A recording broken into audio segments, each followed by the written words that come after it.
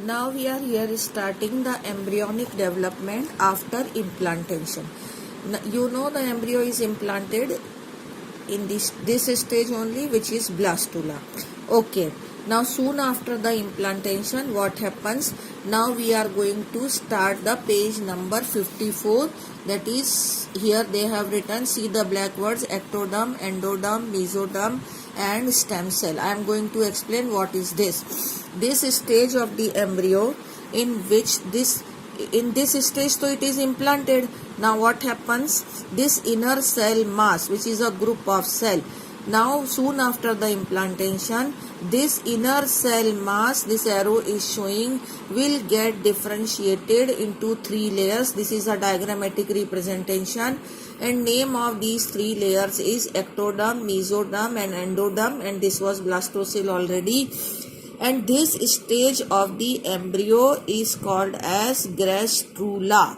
It was blastula, earlier it was morula. Again I am going back. This stage was morula. After the morula, the blastula is formed, and now this inner cell mass has got differentiated into ectoderm, mesoderm and endoderm, and this stage of embryo is called as what?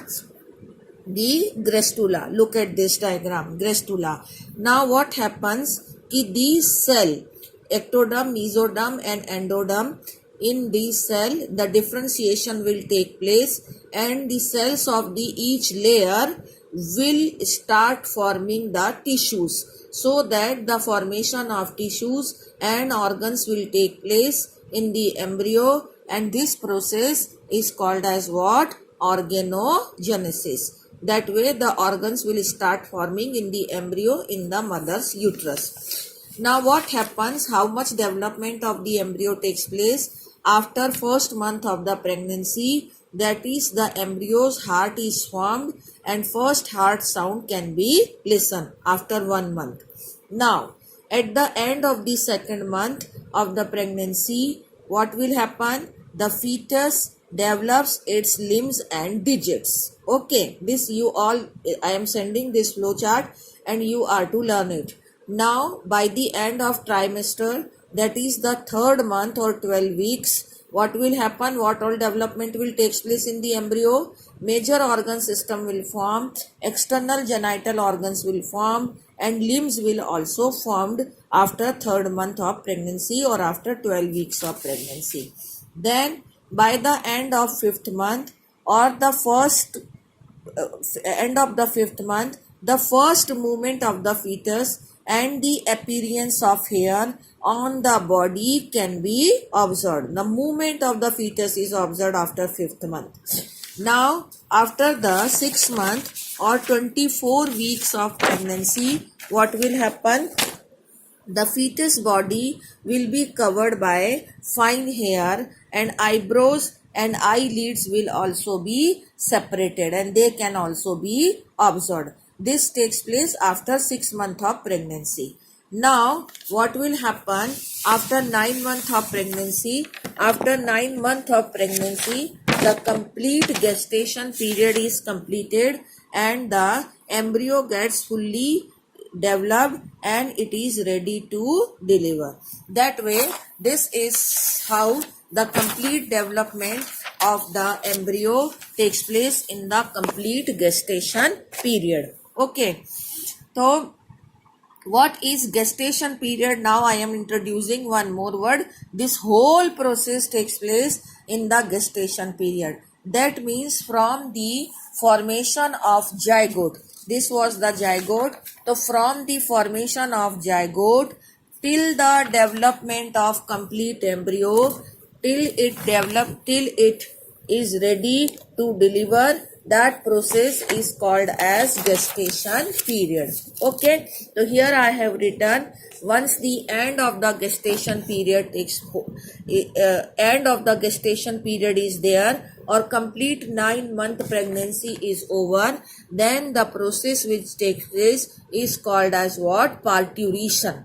What is parturition? Parturition is actually the process of birth of the fetus. So how do the birth takes place? Birth of the fetus takes place by the vigorous contraction of the uterus. And how do the vigorous contraction of the uterus will take place? Once the vigorous contraction of the uterus will be there, then the embryo or fetus will be expelled. The expulsion of the fetus will take place, or that is called as actually delivery, or you can say the parturition or the birth of the embryo.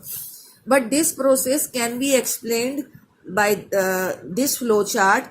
First of all, from the fetus and the placenta, the fetus ejection reflexes are induced, and simultaneously the pituitary gland also release the oxytocin hormone.